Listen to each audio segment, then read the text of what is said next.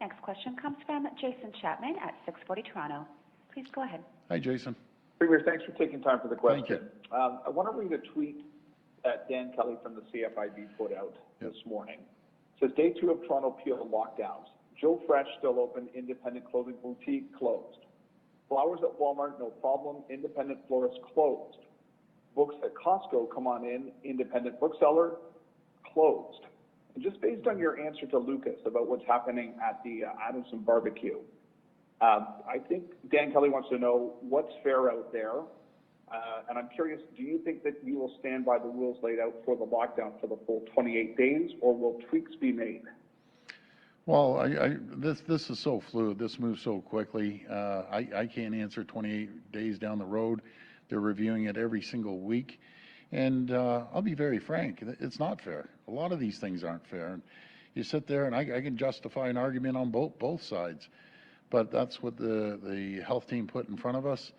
And I have to take their advice, and we move forward on it. But is this fair? And CFIB, are they wrong? No, they aren't wrong. It's not fair.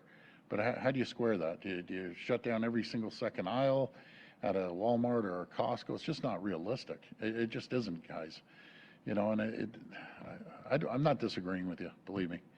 It's frustrating. As I say, right, the toughest thing in this whole job that I feel as a business owner, I hate closing down businesses, you know, and I hate it. That's what I can tell you. But I'll always follow the medical advice and the health advice.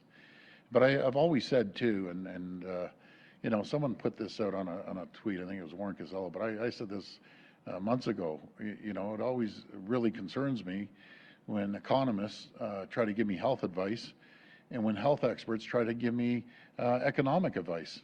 Things don't work out that well. So I'm doing everything I can to support the businesses. We put another $300 million forward to support the businesses. We're paying 90% of the rent with support from the federal government, 65% of their wages, paying their taxes, the property taxes, the electricity cost, online assistance. I could rattle them all off. We're throwing everything we can to support the small businesses. Believe me, if there's anything frustrating, that's what frustrates me the most, is watching small businesses struggle. But again, this right here could be a game changer. It's you know, it's a screening device, and I say screening. It's 93.3% accurate. It's not 100% accurate, but at least it screens people.